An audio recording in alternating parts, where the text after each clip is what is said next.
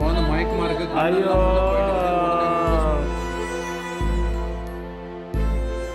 காலு கை மட்டும் இங்கெல்லாம் கூட திருப்பி திருப்பாங்க, குத்தி குத்தி எடுக்கிறாங்க. ரத்தம் வந்தா இல்ல பார்த்து பார்த்து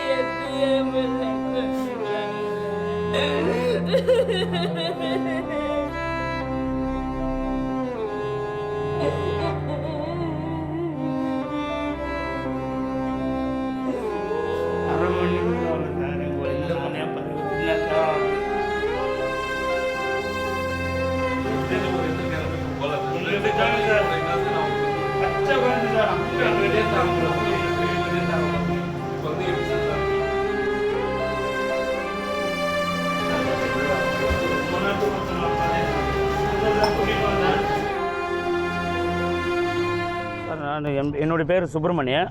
நான் பெங்களூர்லேருந்து வந்தேன் சார். பெங்களூர்லேருந்து வந்ததுமே வீட்டில் வந்து குழந்தை உடம்பு சரியில்லாமல் இருந்தோம். சரி, உடம்பு சரியில்லாமல் இருந்தாலுமே நான் என்ன பண்ணேன், நடுங்க ஹாஸ்பிட்டல் போகலான்ட்டு ஆட்டோ வச்சுட்டு ஆட்டோ கூப்பிட்டு வந்தேன்.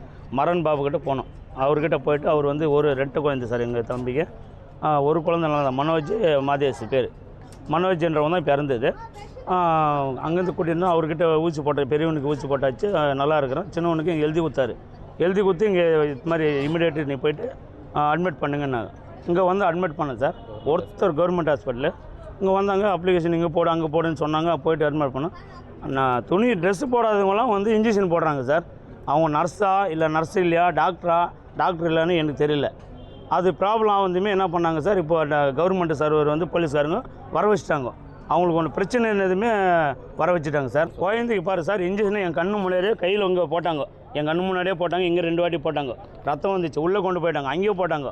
அங்கேயே அவளுன்ட்டு உள்ளே வந்து கொண்டு போயிட்டாங்க. நீ உள்ளே வராது, வெளியே போய்டுன்னு சொல்லிட்டாங்க. பொண்ணுக்கு இப்போ எங்கள் அம்மா குழந்தை பற்றி எங்கள் தம்பியை பொண்டாட்டி உள்ளே இருந்துச்சு. அது சொல்லிச்சு, எங்கே பார்த்தாலும் குத்தியே வச்சுட்டாங்க. கைத்தால கைத்து போட்டுக்கிறாங்க, இந்த கைத்து போட்டுக்கிறாங்க, இங்கே கழுத்தான இங்கே முதுகில் சைடில் இங்கெல்லாம் போட்டுக்கிறாங்க சார். இதெல்லாம் போட்டு வச்சு தான் என் குழந்தை இருக்குது. இந்த மாதிரி குழந்தை என்ன ஆச்சு பாப்பாக்கு? என்ன வந்து உடம்பு வந்து பேதி ஆச்சு சார். நேற்று ஒரு 2 வாட்டி பேதி ஆச்சு, இன்னும் ஒரு வாட்டி பேதி ஆச்சுன்னு. அப்புறம் அதுக்கு தான் சார் நான் வந்து ஹாஸ்பிட்டல் கூட்டின்னு வந்தேன். இப்போது இந்த குழந்தைக்கு ஆன ப்ராப்ளம் இன்னும் அந்த அதுவும் தாய் தான். எல்லாரும் பப்ளிக்லேயும் வேறு எதுக்குமே ஆகக்கூடாது சார். டாக்டர் வந்து ஸ்பெஷலிஸ்ட்டு எதுவுமே இல்லை சார். இங்கே நடவடிக்கை சுத்தமாக எதுவுமே சரியில்லை. கொஞ்சம் கூட ஒரு ரீசனே இல்லை. ட்ரெஸ்ஸு போடாதவங்கலேருந்து ட்ரீட்மெண்ட் வந்து கற்றுக்குறாங்க சார். இவங்க ட்ரைனிங் எடுக்கிறாங்க. அந்த மாதிரி ஒரு 10 பேர் வந்து அந்த குழந்தைகிட்ட சார் 10 பேர் வந்து ஊசி போடுறதுக்கு எல்லாத்தையும் ட்ரீட்மெண்ட்டு பார்க்குறாங்க. வந்தங்க நீ போய் ட்ரை பண்ணுறது, நீ ட்ரை பண்ணி முடியலன்னா அவங்களே கூப்பிட்டு அவங்க வந்து ட்ரை பண்ணுறது.